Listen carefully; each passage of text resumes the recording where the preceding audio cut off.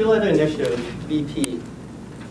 What does it stand for? What image comes to mind? Is it beyond petroleum or the baddest polluters?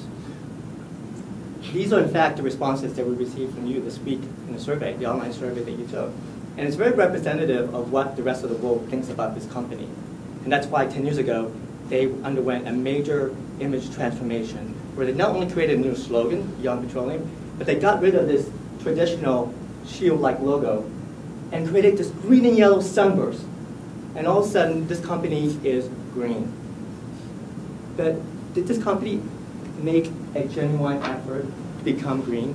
According to Greenpeace, they spend the vast majority of their investment dollars on oil and gas. It's only measly 7% on alternative energy.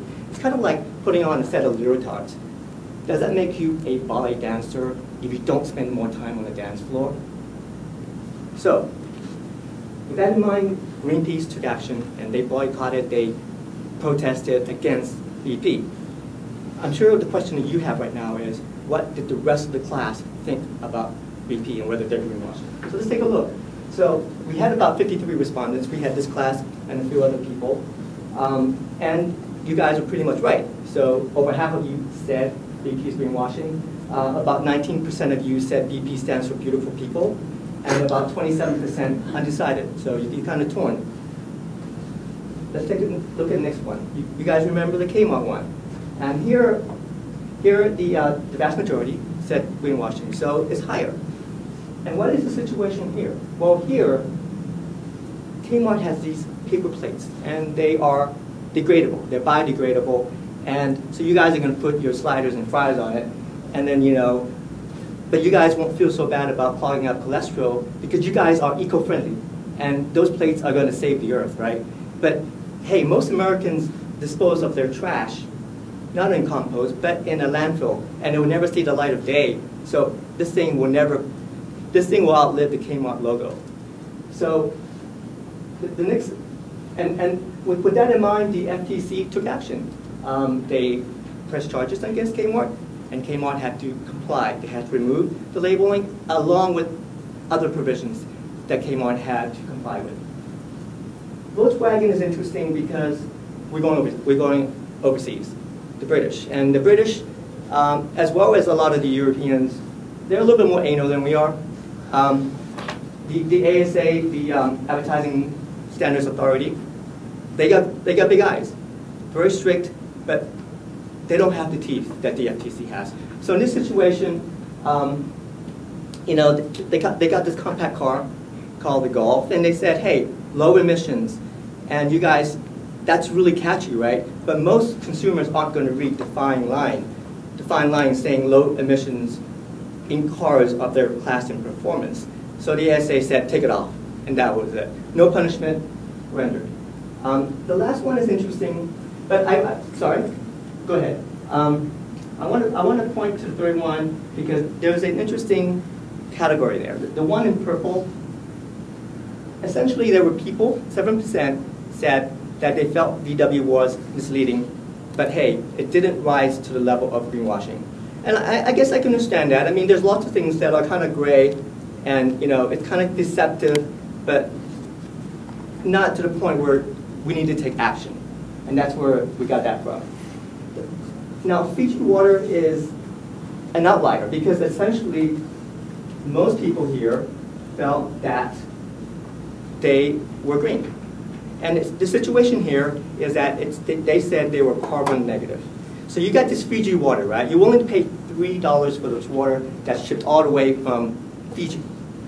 And so you feel really good about it. You either have a lot of money or you're buying into the advertising claim that it's carbon negative. But what does that mean? That means that they are taking out more carbon from the atmosphere than they are emitting. Pretty neat. But here's the catch. Many of us will be dead by the time this happens because it's going to happen in 2037.